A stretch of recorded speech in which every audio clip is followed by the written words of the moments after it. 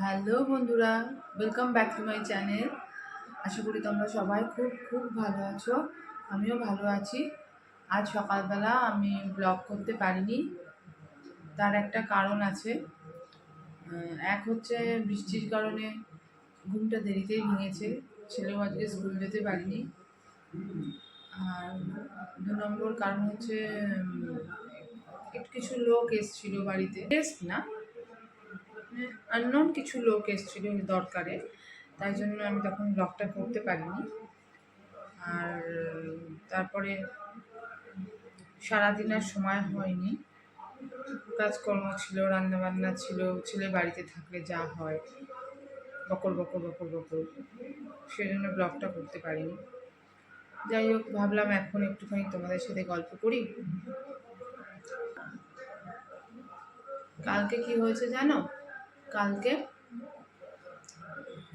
কালকে আমার ছেলে তো স্কুল গেল, তোমাদের বললাম স্কুল চলে গেছে। তারপরে ওরকমভাবে মেঘ ডাকছিল, বিদ্যুৎ চমকাচ্ছিল।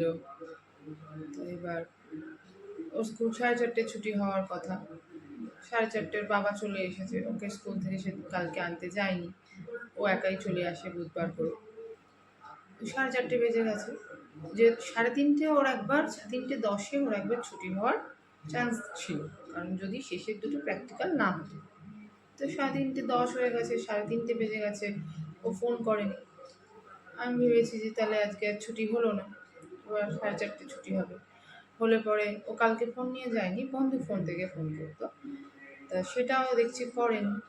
এবার যখন 4:40-42 হয়ে গেছে, আমি তখন ওর একটা বন্ধুকে ফোন করেছি, ওরই ফোন থেকে। করাতে না, ওর ফোন থেকে না, ওর ফোন থেকে নাম্বার নিয়ে আমার ফোন থেকে করেছে।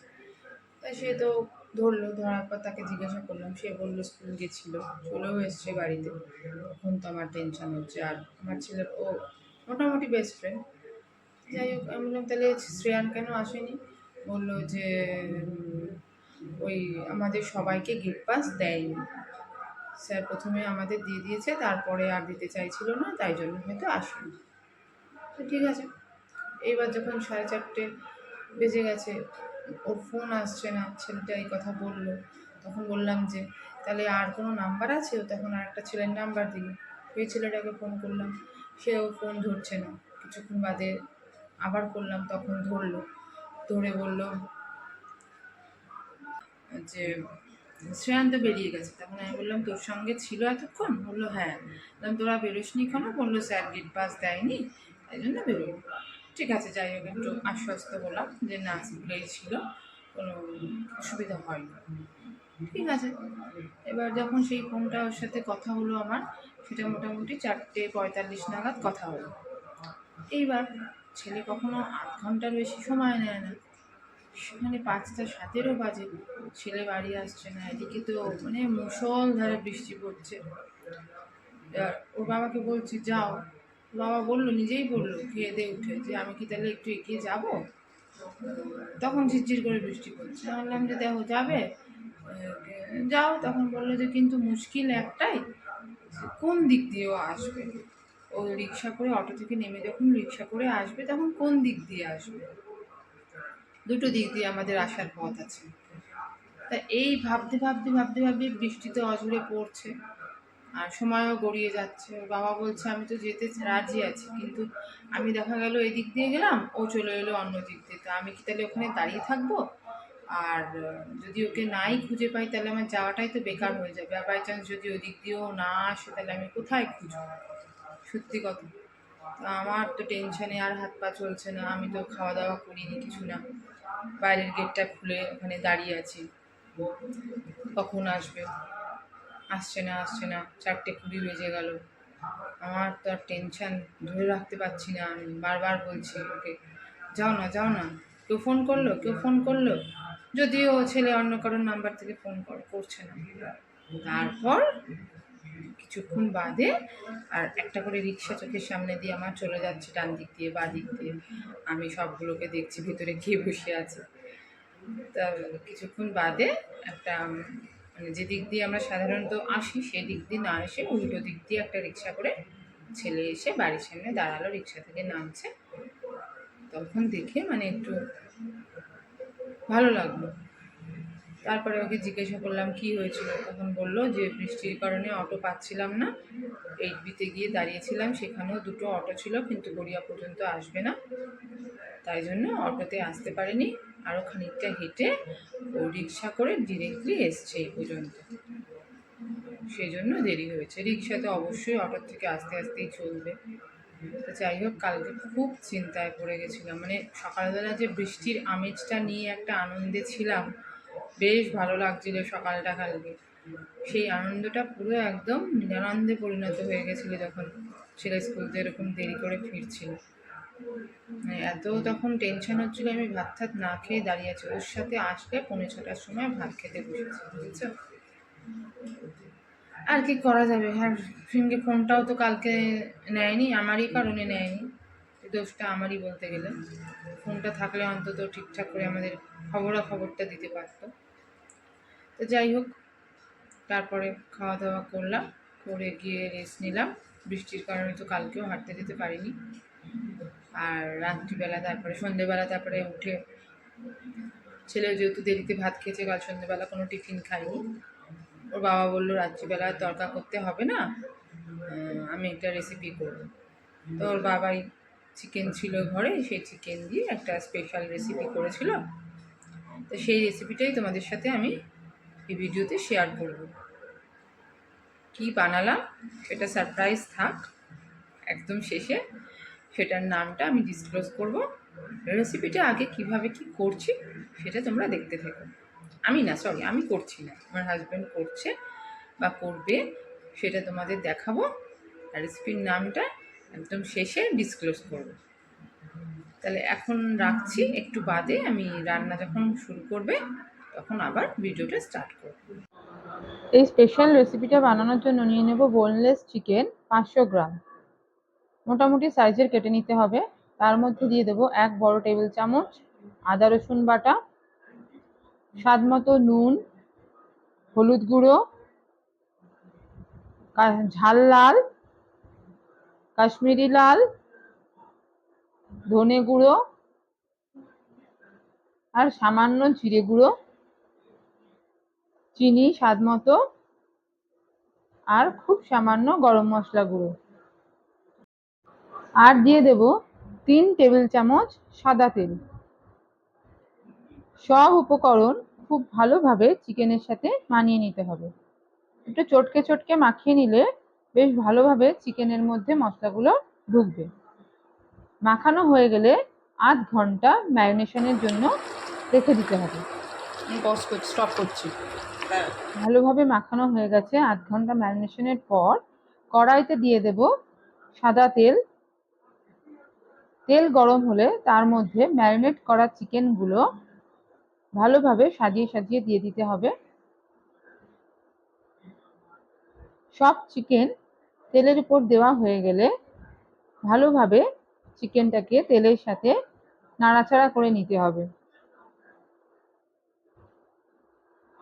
গ্যাসের ফ্লেমটা এই অবস্থায় রাখতে হবে মিডিয়াম ফ্লেমে।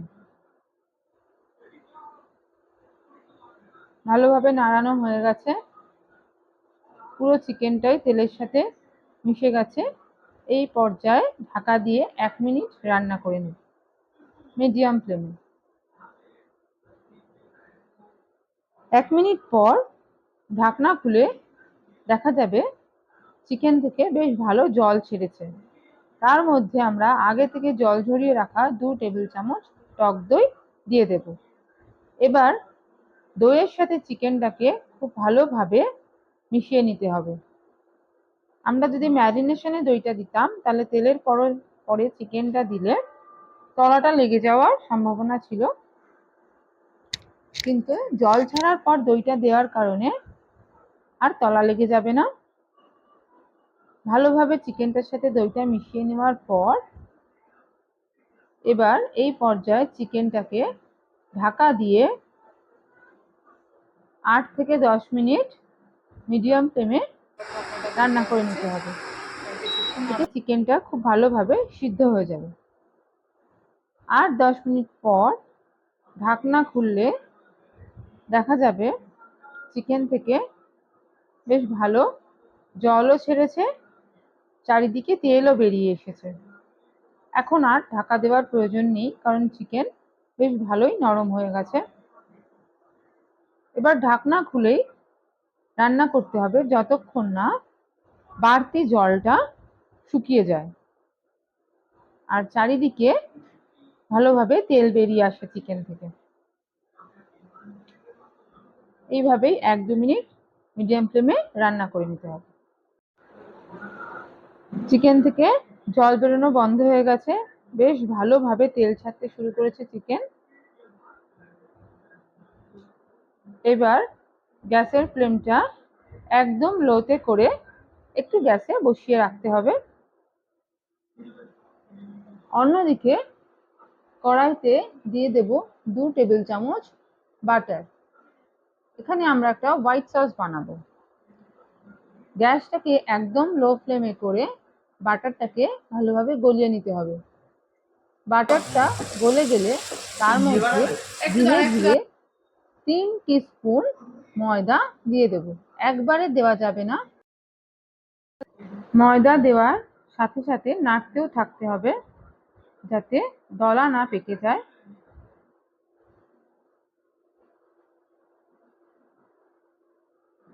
যখন পুরোটা একটু ঘন হয়ে শুকিয়ে এসছে তখন দিয়ে দেব দুধ। দুধ দিয়ে ভালো করে ময়দা বাটারের সাথে মেলাতে হবে। যখন পুরোটা একটা ঘন পর্যায়ে এসে যাবে, ঘন লিকুইডের মতো, তখন তার মধ্যে দিয়ে দেব 1/2 টিস্পুন অরিগানো আর 1/2 টিস্পুন ড্রাই চিলি আর সামান্য নুন দিয়ে মিশ্রণটাকে নাড়তে থাকতে হবে যতক্ষণ না মোটামুটি একটা ঘন মিশ্রণে পরিণত হয়। এই যেমন আমি বানিয়েছি, আমি বানাইনি, অ্যাকচুয়ালি আমার বর বানিয়েছে। এবার একটা কাচের বাটির মধ্যে রান্না করা চিকেনটাকে নিয়ে নিতে হবে। এবার ওই চিকেনের উপর আমরা যে হোয়াইট সসটা দিয়ে বানিয়েছি সেই হোয়াইট সসটা দিয়ে দিতে হবে।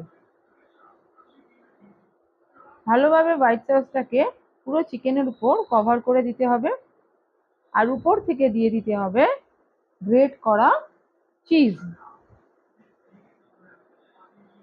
বেশ অনেকটা পরিমাণে গ্রেট করা চিজ দিয়ে দিতে হবে। এবার এটাকে উপর থেকে সামান্য ধনেপাতা কুচি দিয়ে এবার এটাকে মাইক্রোওভেনে 2 মিনিটের জন্য রান্না করে নিলেই রেডি আমাদের টার্কিশ চিকেন। কেমন লাগছে বন্ধুরা? কি নরম হয়েছে চিকেনগুলো।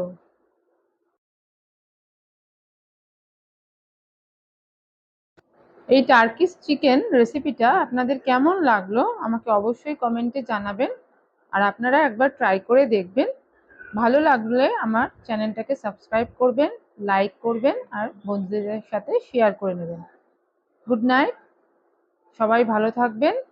আবার পরবর্তী ভিডিওতে আপনাদের সাথে দেখা হবে।